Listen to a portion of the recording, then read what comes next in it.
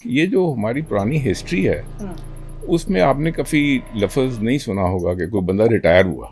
मुझे कभी कभी ये भी लगता है कि जो लोग जॉब पे जाते हैं वो एक माइंडसेट ही बना लेते हैं कि अच्छा मैंने इतने साल जॉब करनी है फिर रिटायर होना है, यानी ऐसे कभी कभी मुझे लगता है कि उनके लिए एक ड्रीम बन जाता है कि हम रिटायर होंगे। अच्छा, एक्चुअली इसके लिए लफ्ज़ होना चाहिए रीटायर, यानी टायर जो दूसरा होता है दोबारा बना दें, नया लगा दें। हाँ, नया टायर लगा दें कि भाई अब अगला काम चले आप। बाकी घर वाले हैं वो सीनियर सिटीजन्स को ये भी लिमिटेशन दिखाते हैं, उफ आपको ये नहीं समझ आएगी, आपको ये नहीं आता, can I still be productive.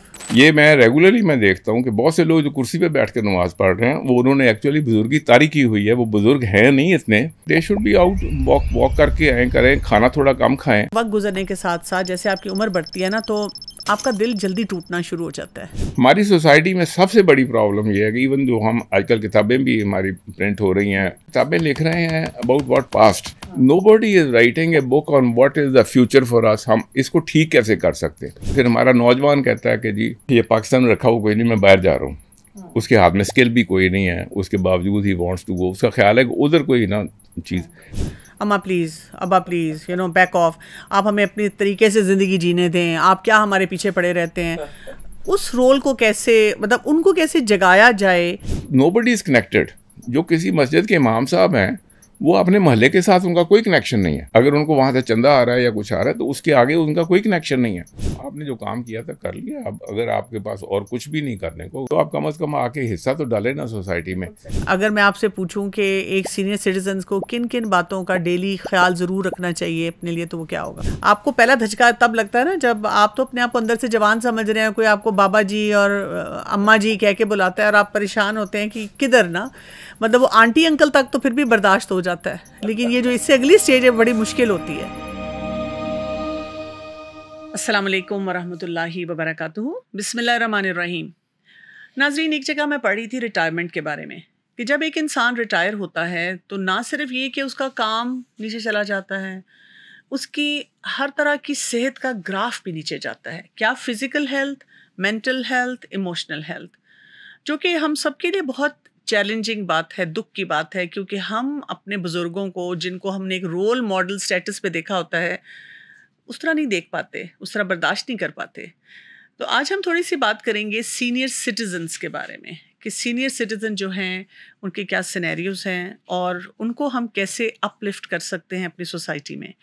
मेरे साथ मौजूद हैं इम्तियाज़ रस्तगार साहब, जो कि बहुत कामयाब बिजनेसमैन हैं और मैंने इनको रिटायरमेंट के बाद भी कभी देखा नहीं है कि ये कहीं बैठे हुए हैं, बल्कि बहुत से जगहों पे जहाँ जहाँ कोई भी प्रोडक्टिव काम हो रहा होता है, कोई भी फलाही काम हो रहा होता है, कहीं पर भी कहीं किसी तरह से भी सोसाइटी को एक बूस्ट मिल सकता है, ये उस मूवमेंट और उस काम का हिस्सा नज़र आए हैं। अस्सलाम वालेकुम वरहमतुल्लाहि वबरकातुहू। बहुत बहुत शुक्रिया आपका इम्तियाज़ साहब आने का इस पॉडकास्ट के लिए। सबसे पहले तो मैं आपसे पूछना चाहूँगी कि एक सीनियर सिटीज़न को हम कैसे डिफ़ाइन करेंगे? ये बड़ी इंटरेस्टिंग चीज़ है क्योंकि आपने लफ्ज़ रिटायरमेंट यूज़ किया। अच्छा, अब ये रिटायरमेंट जो है ना, ये मुझे ऐसे लगता है कि ये पिछले 100 साल के अंदर जब ये फॉर्मलाइज हुई ना ऑर्गेनाइजेशंस, तो उसमें ये लफ्ज़ रिटायरमेंट, क्योंकि जो बंदा मुलाजमत कर रहा है और ख़ास तौर पे सरकारी मुलाजमत कर रहा है और रिटायर वही होता है, उसको फिर वो पेंशन लग जाती है या कुछ होता है। तो ये जो हमारी पुरानी हिस्ट्री है उसमें आपने कभी लफ्ज़ नहीं सुना होगा कि कोई बंदा रिटायर हुआ है। आप सेल्फ सॉलिन की बातें से जितनी भी अल्लाह ने उनको ज़िंदगी दी, वो उन्होंने सारी ज़िंदगी कुछ ना कुछ किया। एक्चुअली उनकी ज़िंदगी में तो ना रिटायरमेंट थी और ना वीकेंड था, ठीक है, ना कोई वो ईयरली वेकेशन थी। हाँ, ये बड़ा इंटरेस्टिंग आपने बताया कि जब तक जुल्फ़िकार अली भुट्टो की गवर्नमेंट नहीं आई तो मुझे संडे की छुट्टी का आइडिया नहीं था। मैं सेल्फ एम्प्लॉयड था, है, मैंने सारी ज़िंदगी में कभी जॉब की नहीं है और मुझे नहीं आइडिया था कि I have to take a weekly holiday. तो मैंने फिर उसके बाद फिर जिस वक्त ये हुआ और फिर जनाब वो एक मैंडेटरी हो गया कि जी ये तो वो फिर मेरे लिए एक प्रॉब्लम थी। पहले 10-12 साल जो मेरी ज़िंदगी के थे, जब मैं संडे की छुट्टी करता था तो मेरे सर में दर्द होता था। अच्छा। I had nothing to do, क्या करूं मैं? So then I had to find something else to do. अच्छा, ये जो आपने बात की है ना, इससे ये कि जो लोग जॉब पे जाते हैं, मुझे कभी कभी ये भी लगता है कि जो लोग जॉब पे जाते हैं वो एक माइंडसेट ही बना लेते हैं कि अच्छा मैंने इतने साल जॉब करनी है फिर रिटायर होना है। यानी ऐसे कभी कभी मुझे लगता है कि उनके लिए एक ड्रीम बन जाता है कि हम रिटायर होंगे। वो समझते हैं रिटायरमेंट के बाद बड़ी सुहानी ज़िंदगी होगी। एग्जैक्टली ये जो है ना, ये सो दिस इज ए जो कहते हैं ना सैलरीड पर्सनस कॉन्सेप्ट रिटायरमेंट, ये नॉर्मल कोई बंदा जो जैसे हम सिविलियन आजकल कहते हैं जी। ये उसका कॉन्सेप्ट नहीं है। इसी वो तो अफोर्ड ही नहीं कर सकता करना, ना उसको मेडिकेयर है ना उसका कुछ और भी है, तो he has to keep working also, otherwise also उसकी मजबूरी भी हो जाती। लेकिन ये जो सरकारी कॉन्सेप्ट है, मैंने जवानी में अपने कई दोस्तों को नौकरी में स्ट्रगल करते देखा। मैं उन्हें पूछता था कि यार तुम ये छोड़ क्यों नहीं देते हो, अंदर भी इतनी पॉलिटिक्स है, सैलरी भी कम है, तुम हलाल के तरीके से ज़िंदगी भी बसर करना चाहते हो, छोड़ दो। तो मुझे कहता था नहीं इसके बाद पेंशन मिलनी है, रिटायरमेंट बेनिफिट्स। रिटायरमेंट।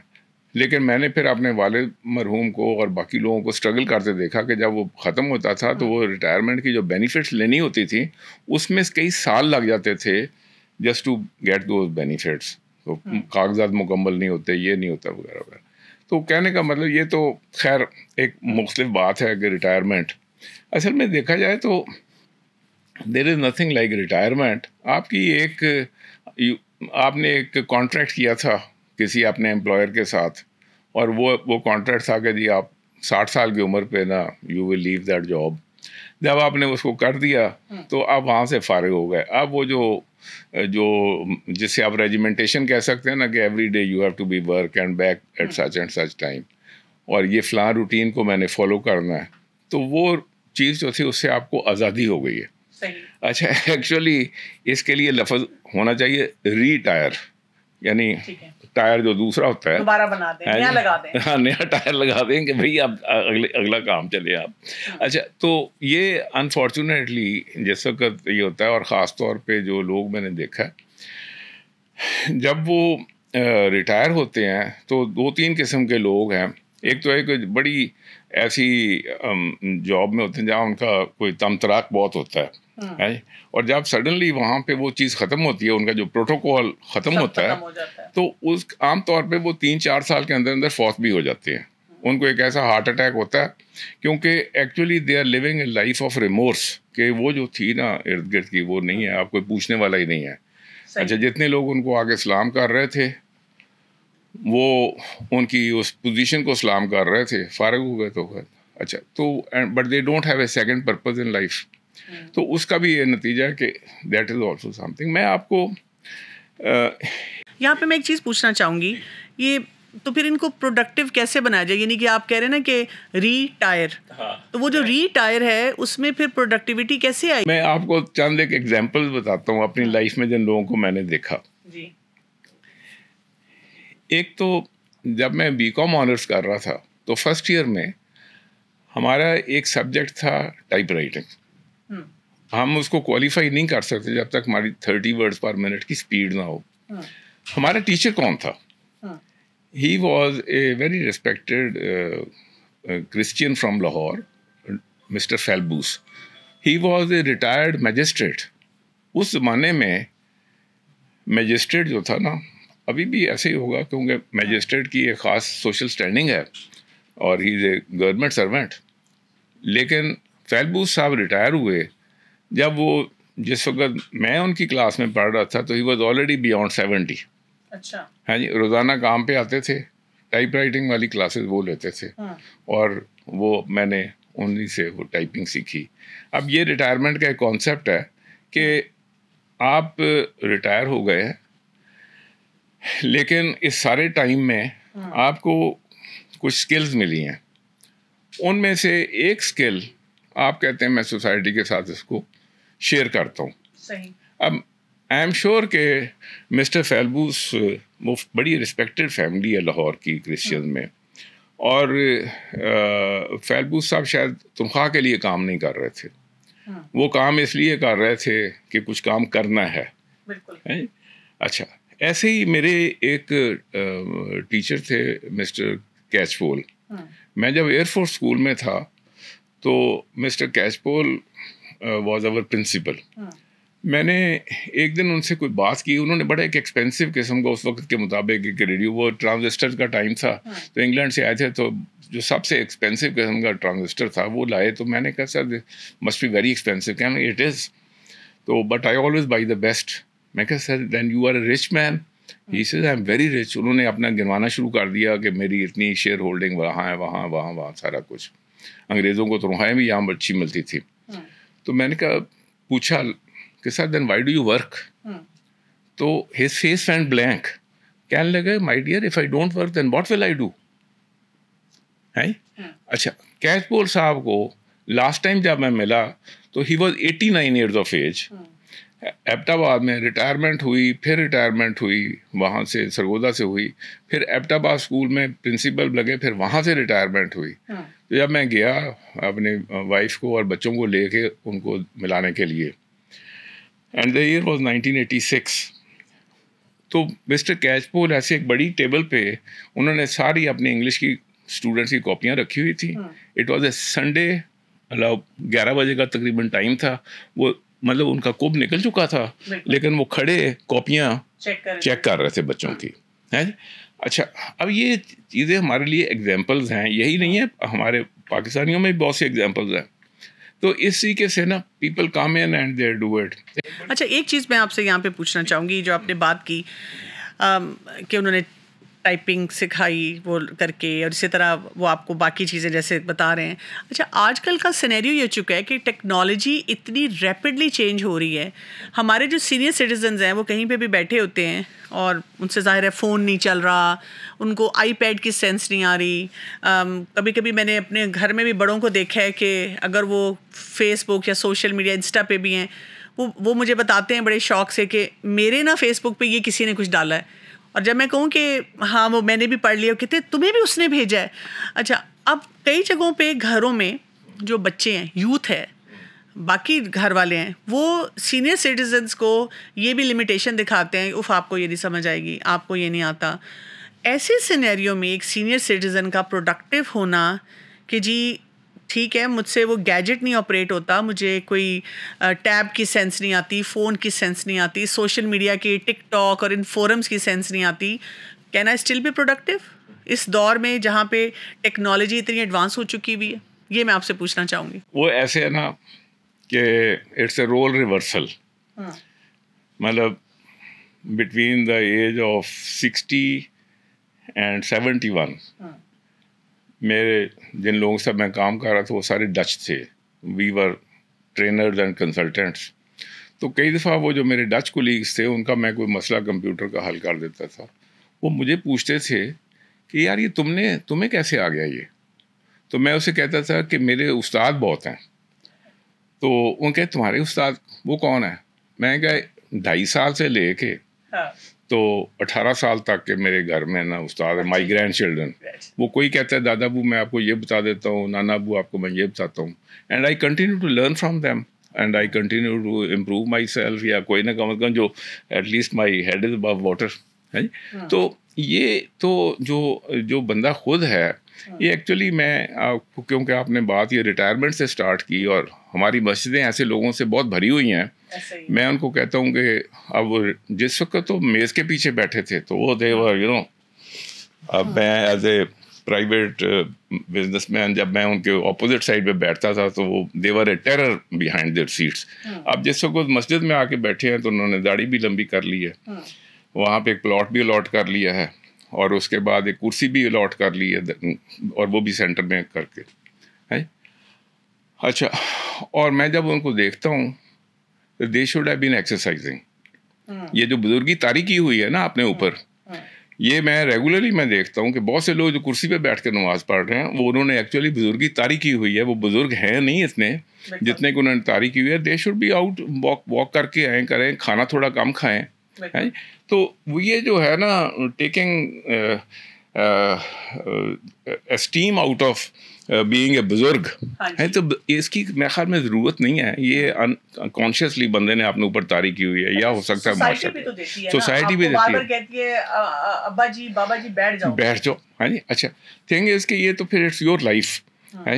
अच्छा, तो इसलिए ज़रूरी ये है कि वो जो माइंड सेट है ना, वो जो बुजुर्गी वाला माइंड सेट है, one has to come out of it, है जी। और वो कोई मैंडेटरी नहीं है, it is one you have assumed it for yourself, है जी। अच्छा, तो इसलिए ज़रूरी है कि जो बंदा इस एज ग्रुप में पहुंचता है, ही शुड रिवर्ट कि अब नौकरी से आज़ाद हो गया हूँ मैं, अब मैं नेक्स्ट क्या है करना, है जी। Am I only going to wait to die, या कुछ मैं और कर सकता हूँ।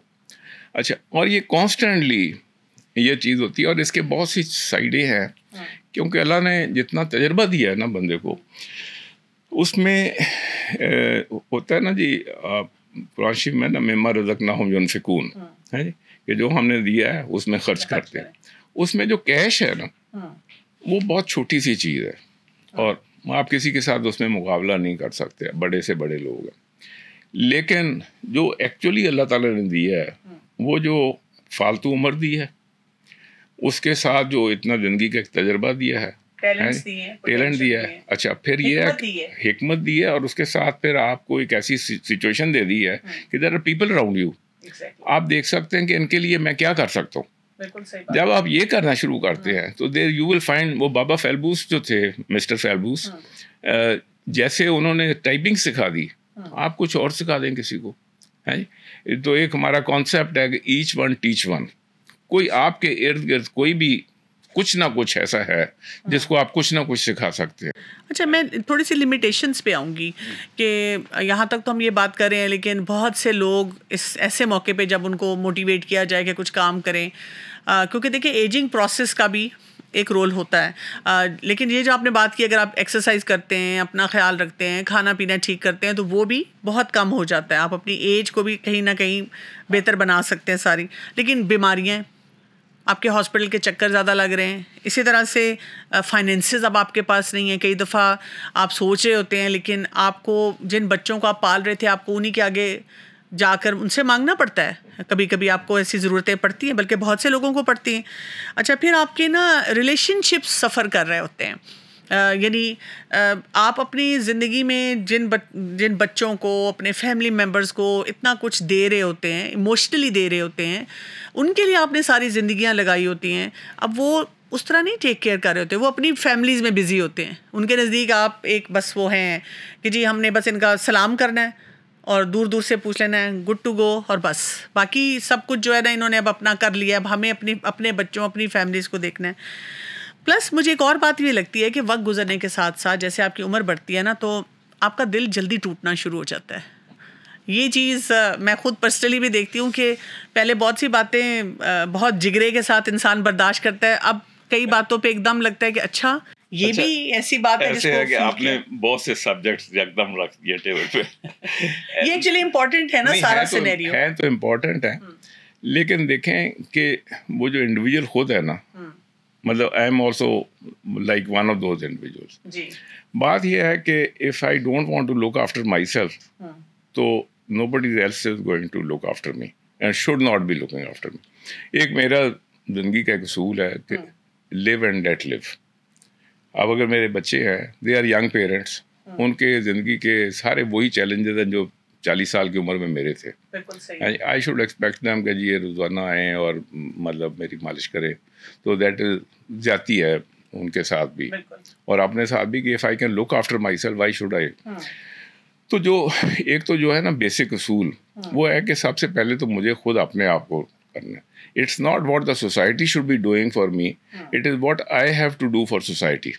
इसी सबसे इम्पोर्टेंट चीज़ ये है कि ये जो अल्लाह ने मुझे टाइम और दिया है, मैं क्या कर सकता हूँ, so I have to take control of my own life, है। तो उसके अंदर वो जो मेरे करने वाले काम है ना, वो ज़्यादा इम्पोर्टेंट है बनस्बत इसके कि किसने मेरे साथ क्या किया है। यानी अगर आप खुद जा सकते हैं हॉस्पिटल तो खुद चले जाएं। नॉट ओनली दैट, बात यह है कि ये जो है ना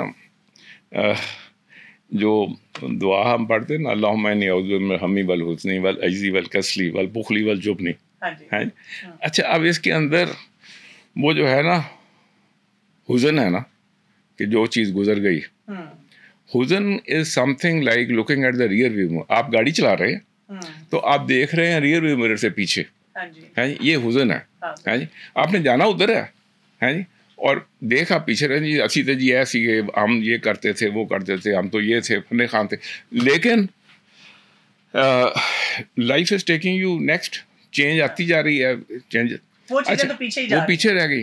हमारी सोसाइटी में सबसे बड़ी प्रॉब्लम ये है कि इवन जो हम आजकल किताबें भी हमारी प्रिंट हो रही हैं, ब्यूरोक्रेट्स इंटेलेक्चुअल वो किताबें लिख रहे हैं about what past, nobody is writing a book on what is the future for us, हम इसको ठीक कैसे कर सकते हैं। जितना भी आपका लिटरेचर और जितनी आपकी सोशल गुफ्तगू हो रही है वो खराबियों के ऊपर हो रही है, ऐसे ही है। अच्छा वो ना तो शुक्र के ऊपर हो रही है कि जिस हालत में हमने इस पाकिस्तान को देखा था 1947 में और वेयर इट इज़ नाउ है। अभी ये मैं आपकी सड़क से यहाँ पे आया हूँ तो आपने देखा कि कितनी अच्छी सड़क हो गई, किसी ने इसकी तारीफ नहीं कर दी है कि कितना अच्छा काम हो गया।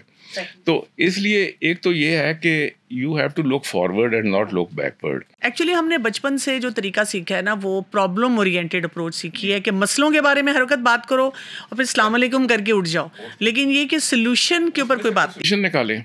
तो इसलिए एक तो ये बात है कि जो इंडिविजुअल है ना, इसको बजाय इसके कि हम उसकी प्रॉब्लम को एक्सटर्नलाइज कर देना कि इसके बच्चे क्या कर रहे हैं, दूसरा क्या कर रहे हैं, वो क्योंकि सोसाइटी में हम लोग सारे जो स्ट्रगल कर रहे हैं ना, काफ़ी एक कॉमन चीज़ें हैं जो उसके अंदर बड़ा छोटा सारे ही इस वक्त इन्वॉल्व भी हैं और उसका निशाना भी है, वो डीमोरलाइजेशन है कि आपका जो सोशल मीडिया है, आपका जो सो कॉल्ड इंटेलेक्चुअल क्लास है और जो आपका प्रिंटेड मटेरियल है, वो सिवाय इसके कि पाकिस्तान में खराबियाँ निकाले तो वो इसको कोई चीज़ पाकिस्तानी सोसाइटी में पाकिस्तान में अच्छी नज़र नहीं आती।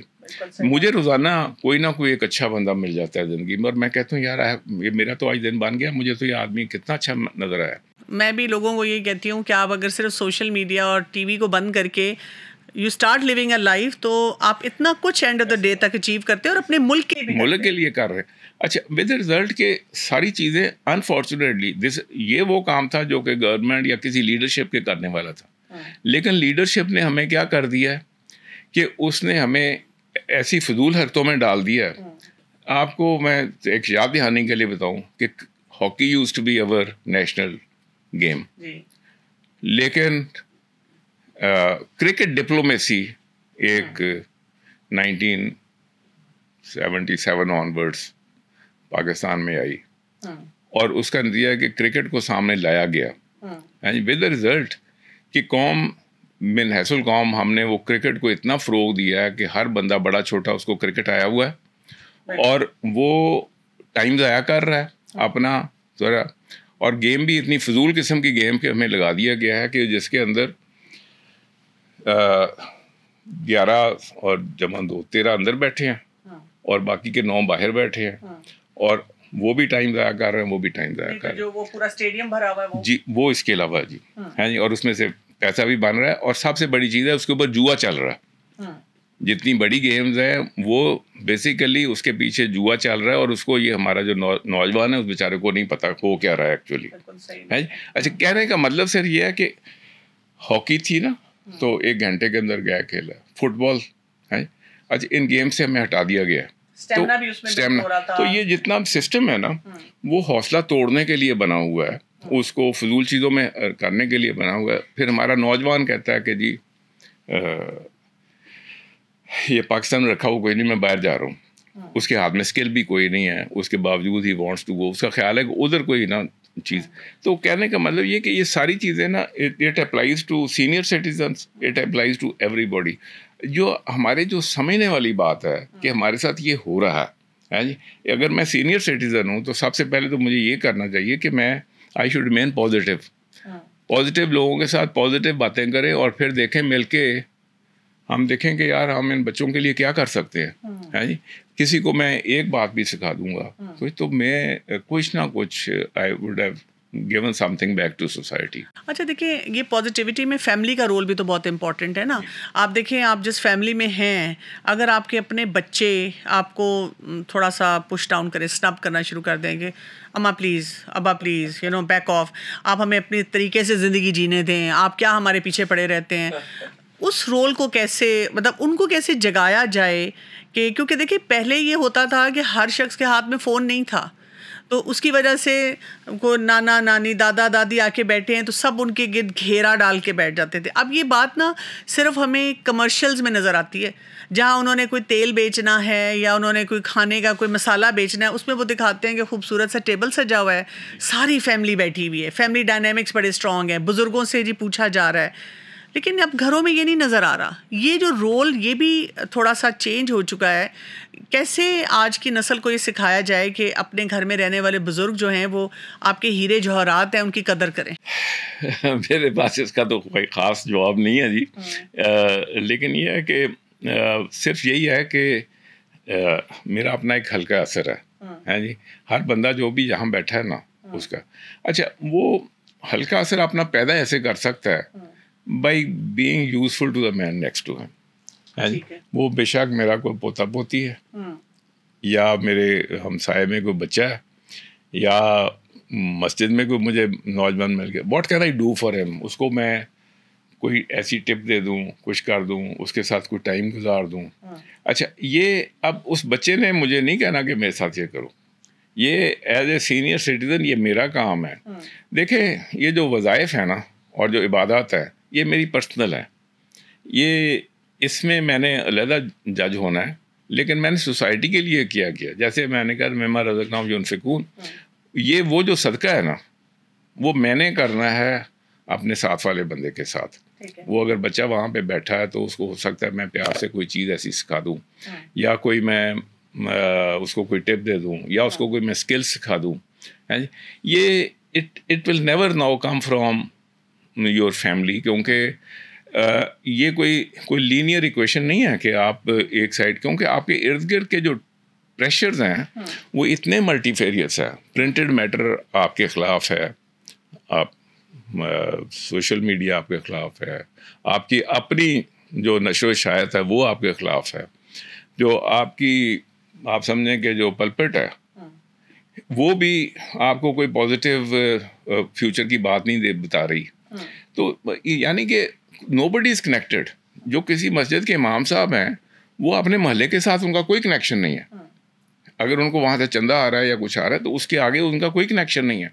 You see there is nobody doing this thing. एक अजीब बात है इस सोसाइटी के अंदर, और जो बाहर से लोग देख रहे हैं, है जी। और ऑन टॉप ऑफ दैट अगर कोई गोरा यहाँ पे आ जाए तो सारे लेके अपना पेट पकड़ के ना उसको अपनी पुरानी प्रॉब्लम्स दिखा रहे हैं। तो सोचता है ये 2 दिन के लिए आया है, इसको तुम क्या बताने लगे हुए। अच्छा, मैं ये जानना चाह रही हूँ, आपने सोसाइटी का काफ़ी सारा जिक्र अभी किया है, तो यानी कि सोसाइटी में क्या हम ऐसे कोई सेंटर्स बनाएं?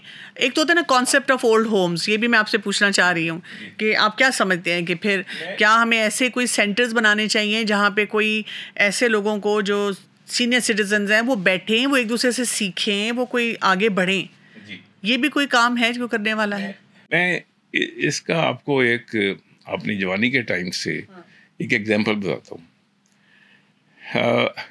एक इदारा है हॉलैंड में, उसका नाम है PUM। उसका अगर आप वैसे करें तो सीनियर एक्सपर्ट्स ऑर्गेनाइजेशन आप समझ लें उसका। अच्छा, हॉलैंड में 65 साल की उम्र पे रिटायरमेंट है। तो मुझे किसी ने कहा कि ये लोग ना, ये सीनियर लोग रिटायर होते हैं और ये बड़े वैल्यूएबल लोग होते हैं, तो आप चाहें तो यू कैन इनवाइट देम और वो आप के फैक्ट्री में आपको अच्छे मशवरे दे सकते हैं।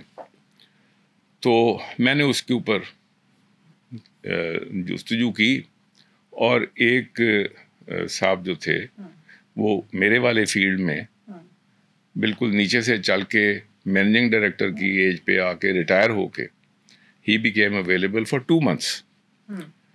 तो उनकी रिक्वायरमेंट क्या थी कि इनको आप अपने घर में रखेंगे, अच्छा, खाना वगैरह देंगे और आपका कोई खर्चा नहीं है, आपके साथ काम पे जाएंगे, काम से वापस आएंगे।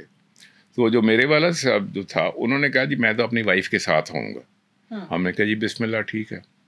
तो वो जब आए तो आप इमेजिन करेंगे वो 66 ईयर्स के होंगे तकरीबन।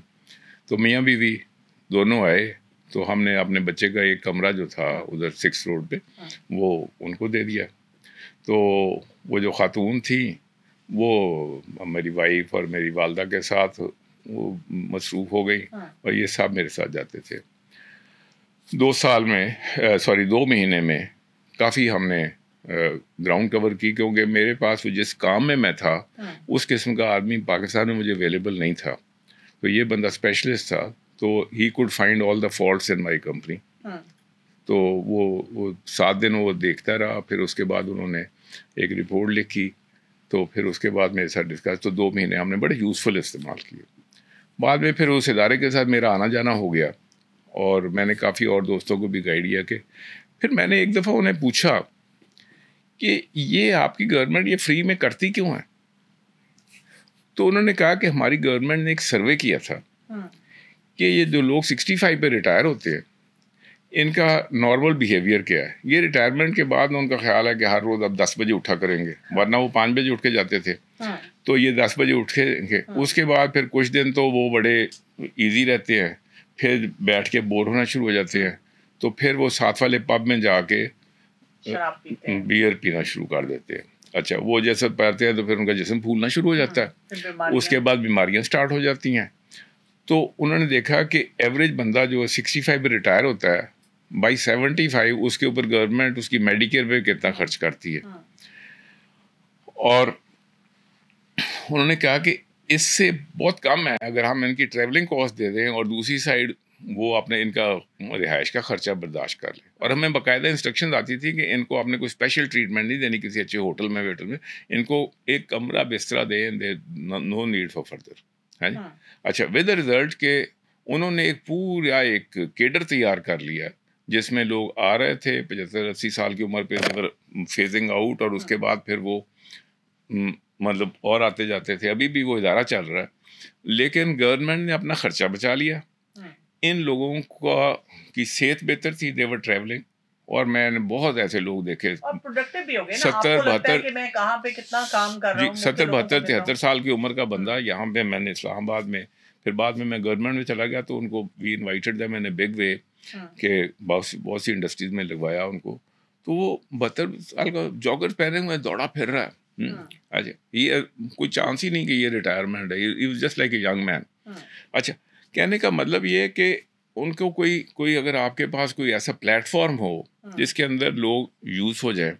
अच्छा, अब अनफॉर्चुनेटली गवर्नमेंट में से जो प्लेटफॉर्म बनता है वो फेल हो जाता है। ये तो कोई सिटीजन्स का प्लेटफॉर्म बन सकता है जी, और उस प्लेटफॉर्म को चलाने वाले भी वॉलंटियर, और उसके अंदर काम करने वाले या उधर से जो जाने वाले वो भी वॉलंटियर। तो ये एक तरीका हो सकता है कि जहाँ पे आपके जो अर्बन सेंटर्स हैं ख़ास तौर पे, लेकिन वैसे भी किसी और जगह छोटे गांव में भी एक अगर इसका कोई लेट से एक ऑर्गेनाइजेशन या कोई चीज़ ऐसी बन जाए, तो ये एक बहुत अच्छा तरीका हो सकता है जहाँ सीनियर सिटीजन्स को तब उसको ले जाए। अच्छा, और इट शुड बी अंडरस्टूड कि ये पैसे के लिए नहीं हो रहा। जैसे बहुत इम्पोर्टेंट बात यह है कि मैंने इस्लामाबाद में देखा है कि एक ब्यूरोक्रेट रिटायर हुआ, 6 साल घर बैठा था, कुछ नहीं किया, यकदम फिर गवर्नमेंट में किसी वाकफ करने के, आओ जी आप फलानी जगह पे आके लग जाए। वो यकदम उन्होंने पुराना सूट निकाला और करके इसी वहाँ पहुँच गए।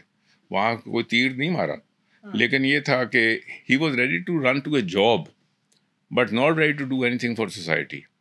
ये इस्लामाबाद में एक बड़ी नॉर्मल सी चीज़ है।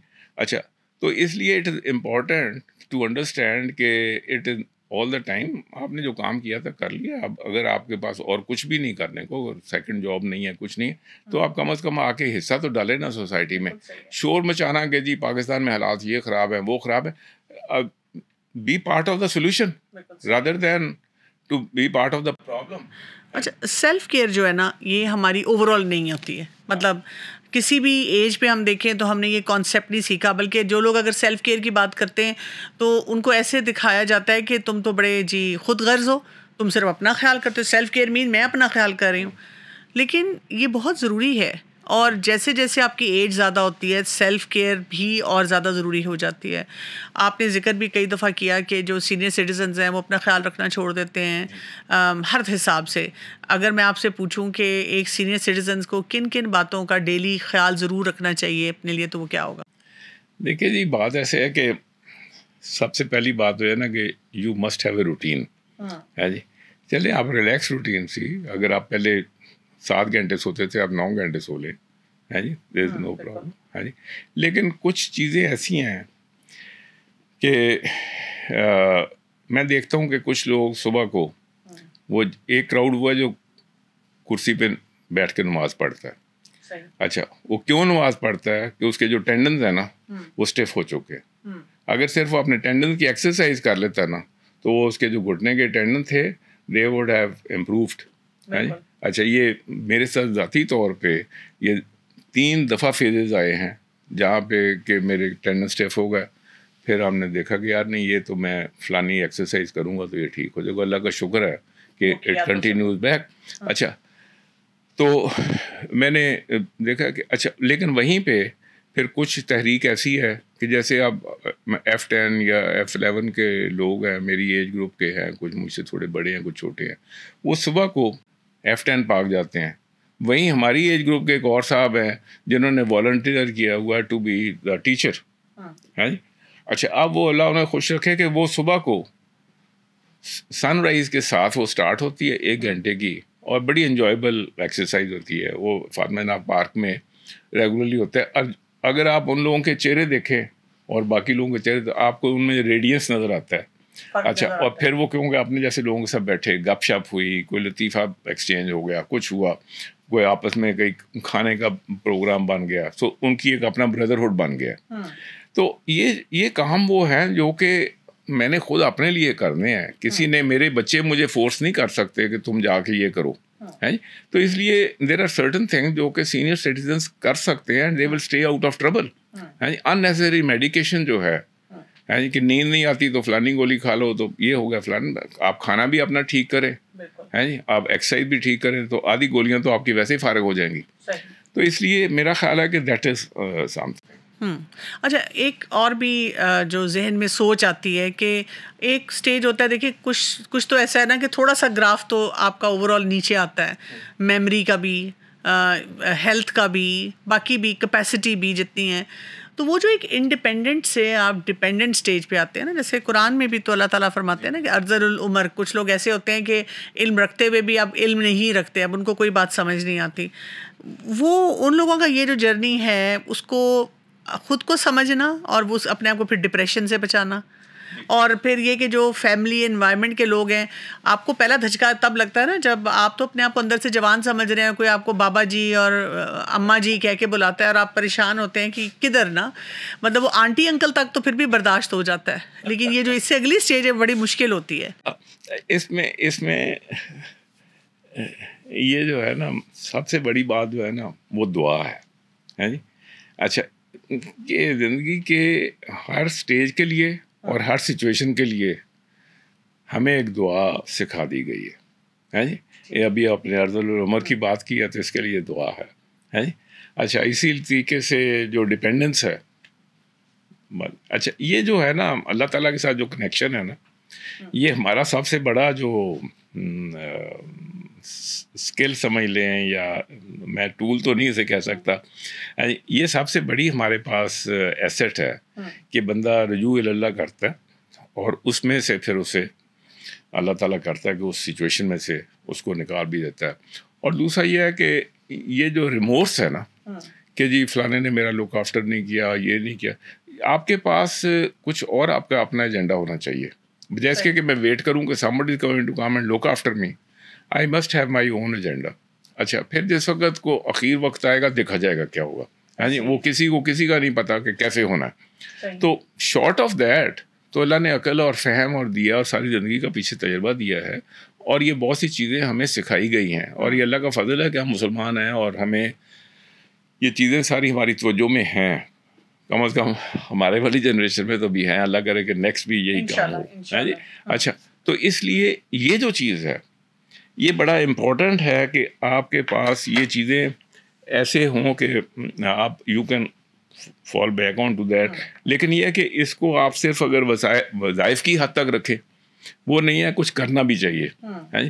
क्योंकि वो कहते हैं ना कि 2-3 चीज़ें दिमाग में आती हैं कि एक तो कहते हैं कि when a person dies a library gets burnt.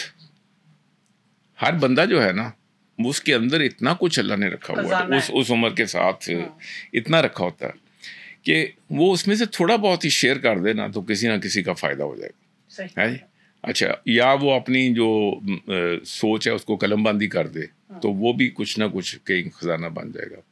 अच्छा, और दूसरी बात ये है कि अगर आपके दुनिया में आने के साथ दुनिया में कोई फ़र्क नहीं पड़ा तो आपके जाने के साथ भी दुनिया में फ़र्क कोई नहीं पड़ता, है। तो इसलिए कुछ ना कुछ फ़र्क डाल के जाए, ये ना पता लगे कि मलिक साहब आए थे और मलिक साहब चले गए, हुआ भी कुछ नहीं, इसी। तो इसलिए वेरी इंपॉर्टेंट कि इन चीज़ों की तरफ बंदा ख्याल रखे और जो है अपने हद तक, क्योंकि ये नहीं पूछा जाना कि तुमने कितनी बड़ी डोनेशन दी थी या कितनी बड़ी मस्जिद बनाई थी या क्या कहते हैं, ये वो जो आपका जज्बा है उसने आप इखलास जो है वो कितना ही छोटा आप काम कर दे लेकिन खलूस के साथ वो कर दे और सोच के साथ कर दे। सो मैं समझता हूँ दिस इज़ इम्पोर्टेंट। बहुत बहुत शुक्रिया आपका। नाज़रीन, यहाँ से बात ये समझ आती है कि एजिंग जो है ना वो इट्स जस्ट अ नंबर। असल बात क्या है कि जैसे जैसे उम्र बढ़ती है आपको एक और अपॉर्चुनिटी मिलता है कि आप कुछ ना कुछ सीखें और जो सीखा है उसको सोसाइटी को वापस लौटाते चले जाएं, अपने लिए सदका जारिया बनाएं। तो हमारे बुज़ुर्ग हमारे लिए बहुत अहम हैं और आप देखें कि पॉजिटिव तरीके से जब हम उनको कोई अपनी सोसाइटी का हिस्सा बनाएंगे और उनको वही अपॉर्चुनिटीज़ देंगे और वो ख़ुद भी उन अपॉर्चुनिटीज़ को लेंगे तो हमारी सोसाइटी उसमें बहुत सी खैर जो मौजूद है वो भी सामने आती चली जाएगी। इजाज़त चाहती हूँ। अस्सलाम वालेकुम व रहमतुल्लाहि व बरकातुहू।